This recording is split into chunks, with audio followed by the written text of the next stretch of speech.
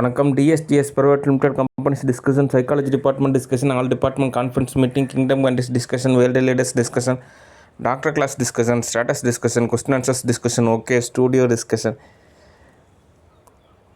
அதாவது சண்டே ஆனால் லீவு அப்படின்னா தான் நல்லது.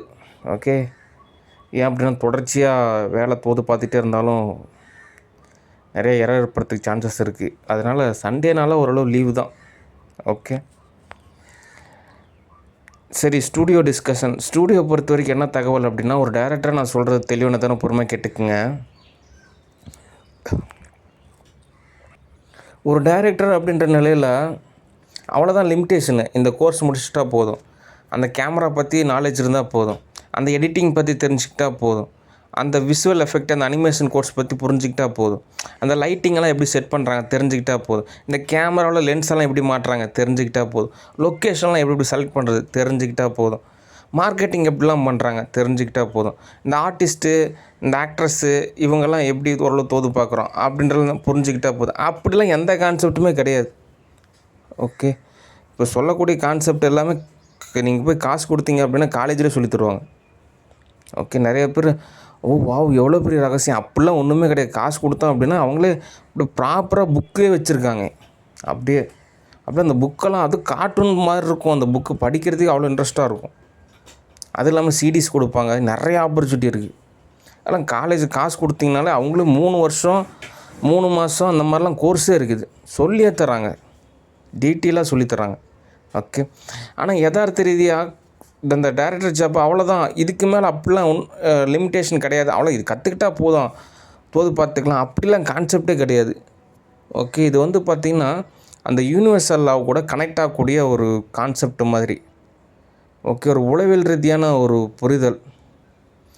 சில விஷயத்த மொழிக்கு அப்பாற்பட்டு இருக்கக்கூடிய விஷயத்தெல்லாம் உணர்தல் மட்டும்தான் சாத்தியமாகுமே தவிர அதை நம்ம மொழியில் எக்ஸ்பிளைன் பண்ணுறதுன்றது போதாகாது. ஏன் அப்படின்னா மொழி அப்படின்றது ஒரு எல்லைக்கு உட்பட்டது தான். ஒரு 20,000 20,000 ஹெர்ட்ஸில் இருக்கக்கூடிய ஒரு ஃப்ரீக்குவன்சி, அவ்வளோதான். அது ஒரு தொடர்பு அப்படின்றதுக்காக பயன்படுத்தக்கூடிய ஒரு கருவி. அந்த காலத்தில் இந்த காட்டுவாசியில் இருந்தபோது ஆவுன்னு கத்திகிட்டு இருந்தாங்க. அது அப்படியே கன்வெர்ட் ஆன நிலையில் ஒரு லாங்குவேஜ் மாதிரி. ஓகே, ஒரு லிமிட்டேஷன் இருக்குது. ஓகே, ஆனாலும் இந்த மனதின் நிலையை பொறுத்த வரைக்கும் எல்லை கடந்தது அப்படின்னு தான் சொல்கிறாங்க. அதாவது அன்லிமிட்டெட் அப்படின்ற மாதிரி. அதாவது எப்படி சொல்கிறது அப்படின்னா, தமிழ்லே சொல்கிறேன், எல்லையற்றது அப்படிம்பாங்க. அதாவது எல்லை இல்லாதது அப்படின்னு சொல்கிறத விட விண்வெளியை பற்றி என்ன சொல்கிறாங்கன்னா, நாளுக்கு நாள் விரிவடைஞ்சிக்கிட்டே இருக்குது அப்படின்றாங்க. அதாவது இவ்வளோ தாங்க லிமிட்டேஷன், அவ்வளோதான். அப்படிலாம் கான்செப்டே கிடையாது. யோகமாக படிக்கணும் அப்படின்னு கூட சொல்கிறாங்க. ஓகே, அப்படின்ற அளவுக்கு மனதின் நிலையானது இருக்குது அப்படின்ற மாதிரியான ஒரு ஸ்டேட்டஸ் இருக்குது. ஆனாலும் யதார்த்த ரீதியாக என்ன தகவல் அப்படின்னா, ஒவ்வொருத்தரும் ஒரு தனித்துவம். அப்படின்னால ஒவ்வொருத்தருக்கும் ஒவ்வொரு விதமான சாஃப்ட்வேர் தேவை. அதை இன்ஸ்டால் பண்ணிட்டோம் அப்படின்னா எவ்ரிதிங் இஸ் ஃபைன்.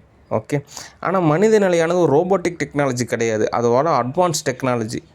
ஆனால் ஒவ்வொருத்தரும் ஒரு படிநிலையில் இருப்பாங்க. அதனால் ஒவ்வொருத்தருக்கும் ஒரு விதமான தகவல் தேவைப்படும்.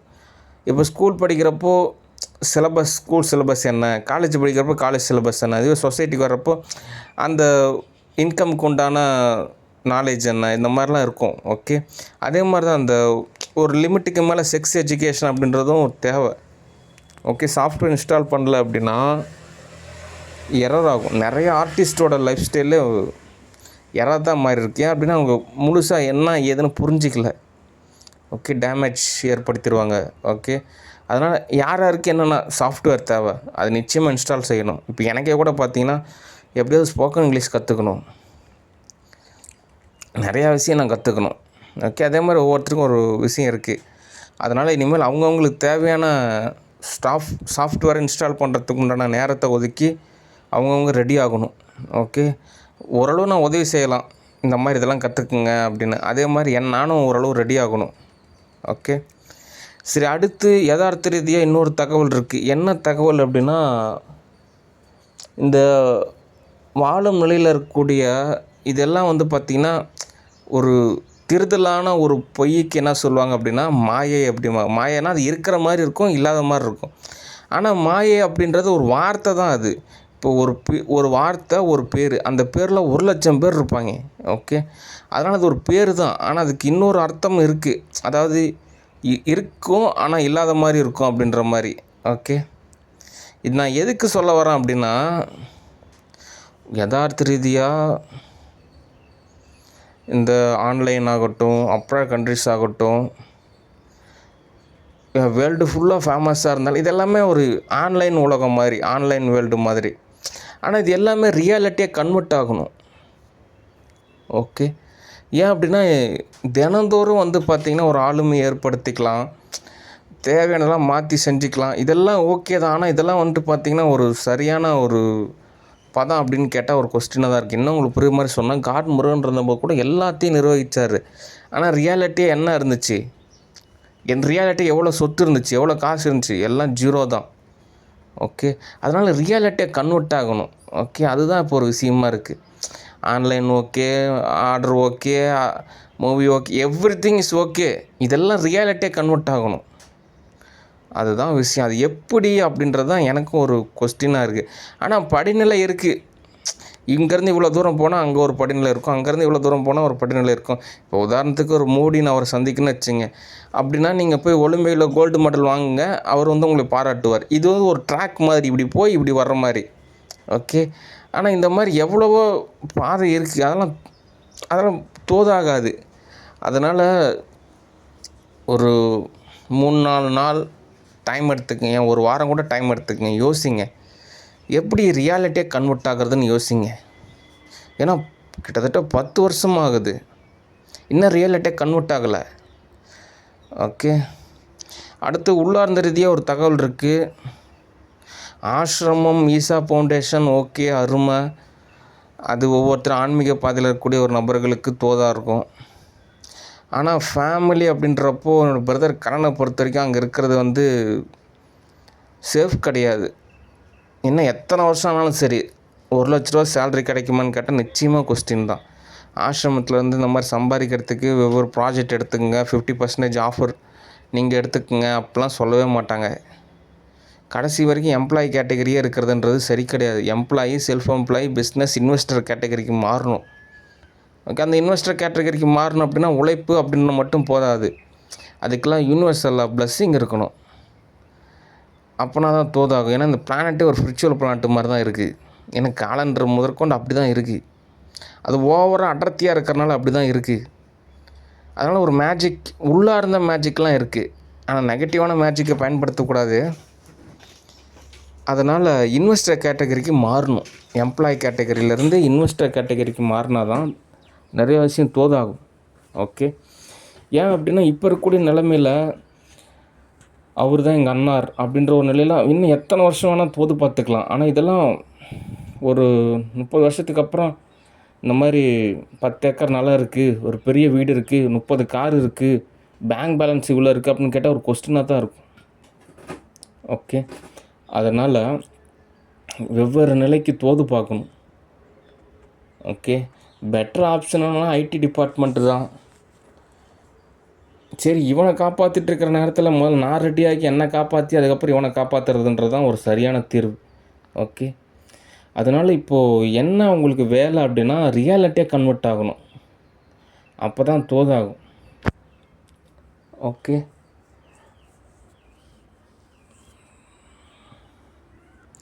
ரியாலிட்டியாக கன்வெர்ட் ஆகிறதுக்கு எப்படி தோதாகணும் அப்படின்றதையும் நம்ம தோது பார்க்கணும். ஏன் இதுக்காக நான் சொல்கிறேன் அப்படின்னா, ஆரம்பத்துலேருந்தே எரரு அப்படின்றதெல்லாம் விட துவக்கமே ஒரு எரராக தான் இருந்துச்சு. ஏன்னா ஆண்டவர் இந்த உலகத்தில் படைக்கிறப்ப ஆதாம் ஏவாள் அப்போவே ஃபெயிலியர் ரிசல்ட். அப்போயிலேருந்து இப்போ வரைக்குமே ஒரு ரிசல்ட்டானது ஒரு ஃபெயிலியராக தான் இருக்குது. அதனால் அப்போ அப்படி நடந்துச்சு, இப்போ அப்படி நடந்துச்சு அப்படின்றதெல்லாம் ஓகே, ஆரம்பத்துலேருந்தே அப்படி தான் இருக்குது, தொடக்கத்திலே எரர் ஏற்பட்டுருச்சு. அதனால் நம்ம சால்வ் செய்யணும். ஓகே, அடுத்து இந்த கிராமத்தில் இருக்கிறவங்களாம் மனசில் எதுவும் வச்சுக்காமல் நல்லா ஓரளவு நாகரிகமாக பேசுகிறவங்க எத்தனையோ பேர் இருக்காங்க. ரொம்ப பண்பாக பேசுவாங்க, பேச தெரியாமல் பேசுகிறவங்க கூட நிறைய பேர் இருக்காங்க. ஆனால் இருந்தாலும் ரொம்ப ஒரு இலகுவாக இருக்கிறவங்களாம் மனசில் எதுவும் வச்சுக்காமல் ஓரளவு பண்பாக நடந்துக்கிறவங்க இருக்காங்க.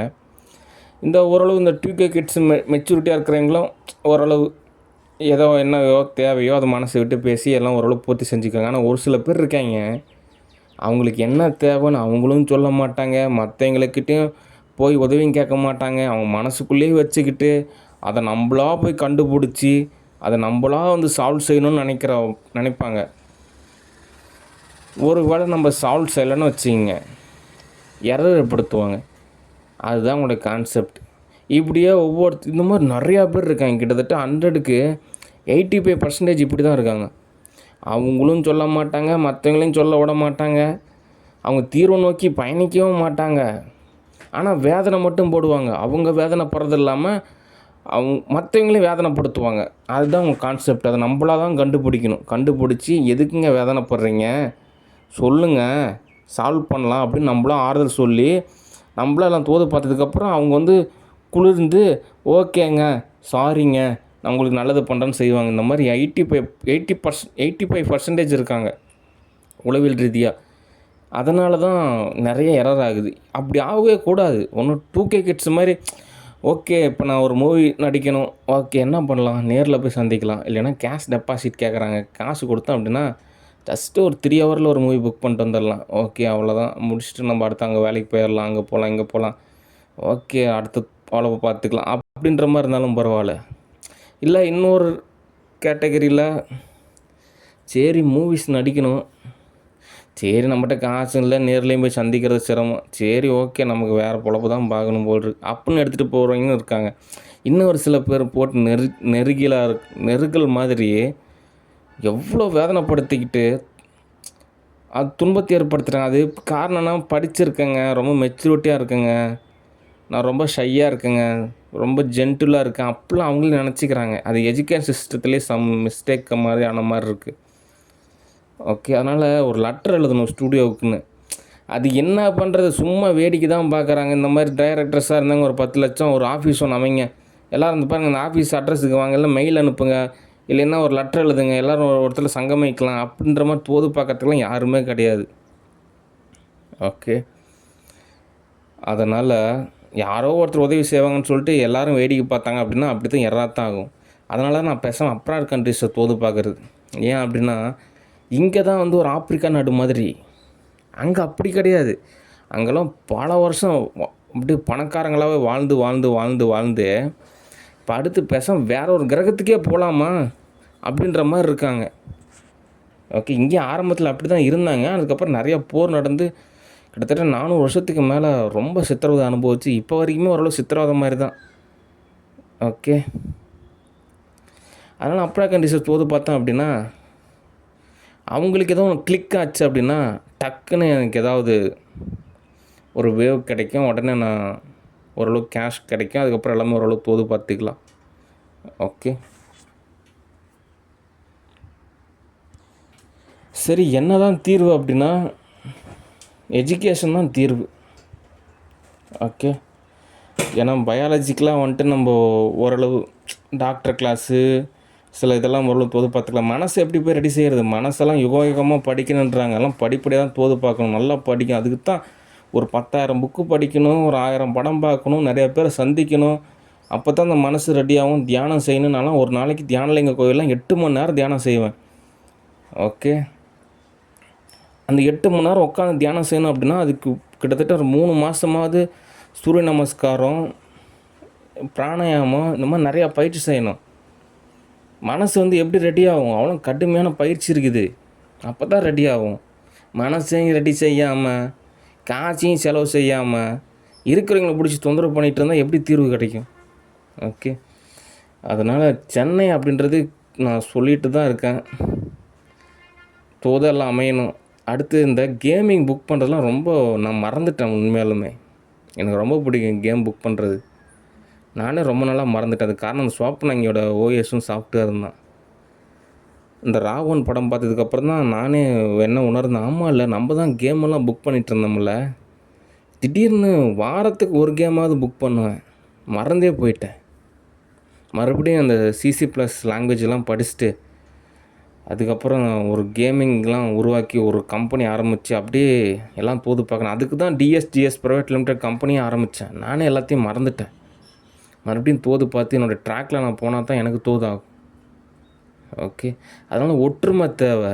இந்த சோப்பு நாய்ங்க கூட தன்னுடைய காசு செலவு செய்யாமல் இன்னும் எத்தனை வருஷமானாலும் நிச்சயமாக சோப்பு நாய்க்காக யாரும் செலவு செய்ய மாட்டாங்க. அது ஒரு 5,00,000 10,00,000 செலவு செஞ்சுச்சுன்னா எவ்வளோ பிரச்சனை சால்வ் ஆகும். ஓகே. இப்போது எனக்கு புல்லட் வண்டி தேவை தான். அதே சமயத்தில் எனக்கு ஒரு ஆஃபீஸும் தேவை. ஓகே. இப்போது ஒரு சில ஆர்டிஸ்ட்லாம் அவங்களுக்கு என்ன தேவை, ஒரு படம் தேவை, காசு தேவை, அவ்வளோதான். மற்றபடி பெருசாலாம் ஒன்றும் எதிர்பார்க்க மாட்டாங்க. அதை நான் பூர்த்தி செய்கிறதுக்கு நான் ரெடியாக இருக்கேன். ஆனால் வந்துட்டு ஒரு இடத்துல சங்கம் வைக்கணும், அதுக்கு காசு தேவைப்படுது. சும்மா ஆன்லைன்லேயே டைம் பாஸ் செஞ்சிட்டு இருந்தால் எப்படி தோதாகும். அதனால் மனதின் நிலையில் எல்லாம் ரெடியானாங்க அப்படின்னா அதுக்கு தீர்வு இருக்குது. அது சில புக்ஸில் கூட நான் படிச்சிருக்கேன். இப்போ நான் உங்களுக்கு கொஞ்ச நாளைக்கு அப்புறம் கூட நான் அந்த தகவல் சொல்கிறேன். அதாவது ஒருத்தர் அந்த மரணிக்கிற தருணத்தில் தான் அவங்க லைஃப்பில் வந்து நடந்தது எல்லாத்தையும் நினச்சி பார்த்துட்டு அடாடா நம்ம இதை மிஸ் பண்ணிட்டோமே, நம்ம அந்த டைம் மட்டும் கரெக்டாக இருந்திருந்தோம்னா நம்ம இன்னும் கொஞ்சம் நல்லா இருந்திருக்கலாமே அப்படின்றது அந்த மரணத்தோட அந்த சாகிறப்ப தான் தோணுமா. அடடா அந்த லாஸ்ட் டேட் அப்படிம்பாங்கள்ல, மிஸ் பண்ணிட்டோமே நம்ம இன்னும் கொஞ்சம் சரியாக அமைச்சிருக்கலாம் அப்படின்னு.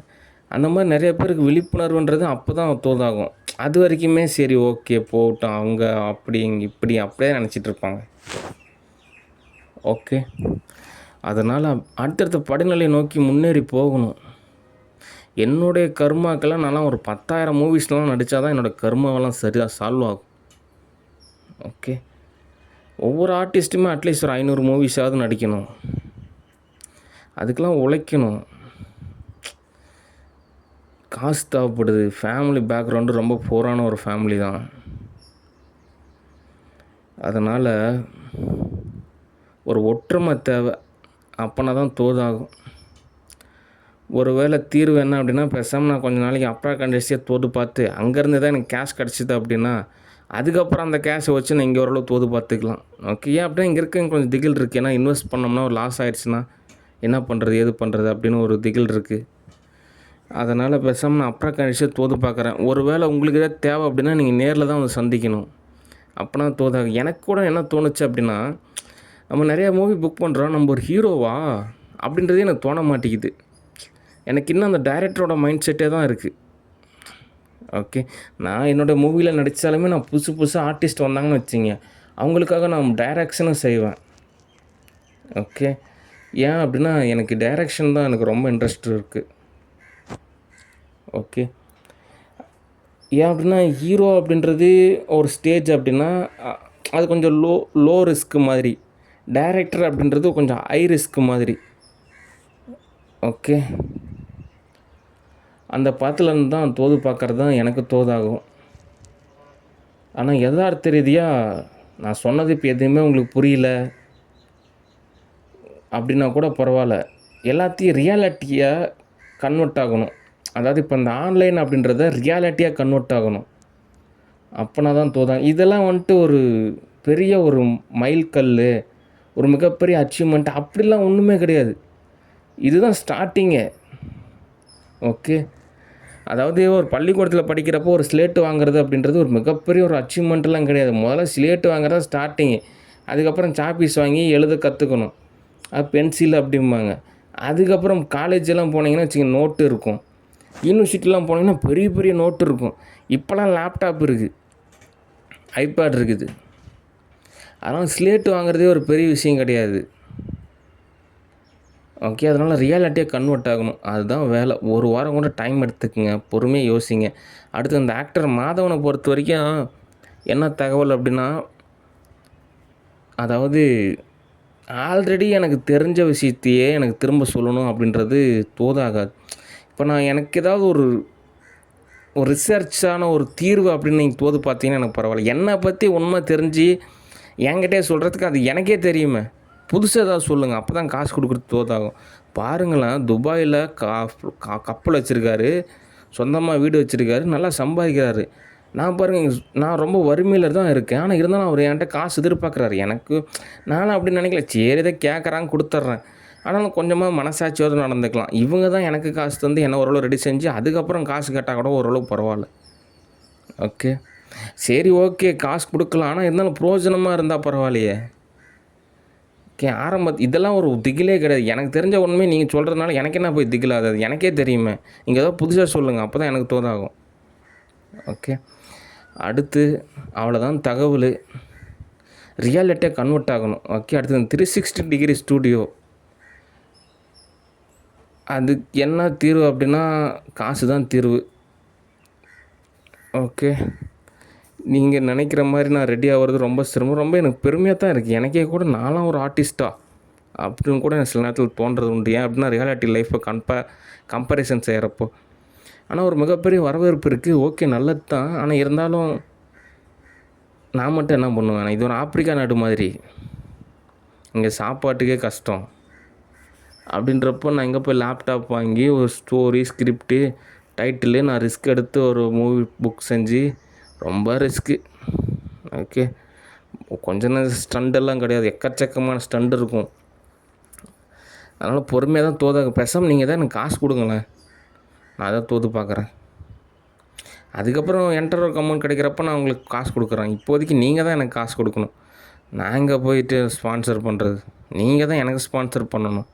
அதனால் சவுத் கொரியாவை பொறுத்த வரைக்கும் நீங்கள் தான் என்னை தேடி வரணும். நீங்கள் தான் எனக்கு காசு கொடுக்கணும். நீங்கள் தான் எனக்கு தோது பார்க்கணும். அதுக்கப்புறம் வேணால் நான் உங்களுக்கு ஓரளவு தோது பார்க்கலாம். நீங்கள் என்னை எதிர்பார்க்கறது அப்படின்றது ஒரு நிலைக்கு மேலே கோவப்படுறாங்க. கோவப்படுறதுன்றவோட பனிஷ்மெண்ட் பண்ணுற அளவுக்குலாம் போகிறாங்க. அவ்வளோ கோவப்படுறீங்க. நான் வந்துட்டு ஒரு மூவி எடுத்தேன். ஓகே, சாஃப்டாக இருக்கிறீங்க. நீங்கள் சொல்கிறீங்க, இங்கே என்ன சொல்கிறாங்கன்னா, நாங்களாம் ரொம்ப சாஃப்டாக இருந்தோம். நீங்கள் மூவி புக் பண்ணி தான் நாங்கள் இப்படி வன்முறையாக மாறிட்டோம் அப்படின்றாங்க. அப்படிலாம் ஒன்றுமே கிடையாது. ஆல்ரெடி உங்களோட மூவிஸ் எல்லாமே அப்படி தான் இருந்தது. ஓகே. எனக்கு ஓரளவு தோதாச்சு, அவ்வளோதான். மற்றபடி இப்போதைக்கு நீங்கள் உங்களோட எதிர்பார்ப்புக்கு என்ன தீர்வு அப்படின்னா நீங்கள் தான் நான் தேடி வரணும். நீங்கள் தான் எனக்கு காசு கொடுக்கணும். அப்போ தான் தோதாகும். ஓகே. நானே பொறுமையாக தான் கூப்பிடுவேன். ஓகே. ஏன்னா இங்கே இருக்கக்கூடிய சூழ்நிலை அப்படி. ஓகே. சரி, அடுத்து பொதுவான தகவல் என்ன அப்படின்னா, ஸ்டூடியோவை பொறுத்த வரைக்கும் கேரக்டர் ஸ்கெட்சஸை டேமேஜே செய்யக்கூடாது. ஒரு ஆர்டிஸ்ட்டுக்கு ஒரு மூவி தோதாகலை அப்படின்னா அடுத்த 10 மூவிஸ் கூட தோது பார்த்துக்கலாம். அதோட சூப்பரான ஸ்க்ரீன் ப்ளே ஸ்டோரிலாம் இருக்குது. சும்மா ஒரே மூவி மிஸ் ஆயிடுச்சு அப்படின்னா வருத்தப்படலாம் தேவையில்ல. 100 மூவி கூட நடிக்கலாம் உங்களுக்கு அந்தளவுக்கு தோதாச்சுன்னா. ஓகே.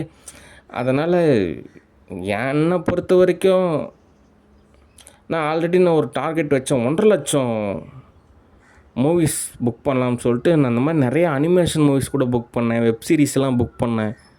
ஓகே. அதனால் எத்தனை மூவி வேணால் தோது பார்க்கலாம். ஆனால் அதுக்கு தேவை நமக்கு வந்துட்டு ஒரு ரூல்ஸ் அண்ட் ரெகுலேஷனை ஃபாலோ பண்ணணும். நேரில் வரணும். காசு தேவைப்படுது அப்படின்னா தான் தோதாகும். அதே சமயத்தில் கேரக்டர் ஸ்கெட்சஸை டேமேஜ் செய்யக்கூடாது. ஓகே. இத்தாலி நாட்டில் என்ன முடிவு பண்ணிட்டாங்கன்னா, எந்த ஆர்டிஸ்ட்டும் தோதுப்பட மாட்டாங்க. எந்த ப்ரொடக்ஷன் கம்பெனியும் தோதுப்பட மாட்டாங்க. இனிமேல் ஏஐ மட்டும்தான். சினிமா இண்டஸ்ட்ரியே கிடையாது இனிமேல். ஐடி டிபார்ட்மெண்ட் மாதிரி இருக்கக்கூடிய சினிமா இண்டஸ்ட்ரி தான் ஃப்யூச்சரில் இருக்கும். ஏன்னா இந்த மாதிரி ஆர்டிஸ்ட்லாம் வச்சு தோது பார்க்கலாம் சிரமம். ஏன்னா அதோட அட்வான்ஸ் டெக்னாலஜி ஏஐ அப்படியே வந்துடுறாங்க. படம் ஃபுல்லாக ஏஐயாக தான் இருக்கும். ஆனால் ஒரிஜினல் மாதிரியே இருக்கும். ஓகே.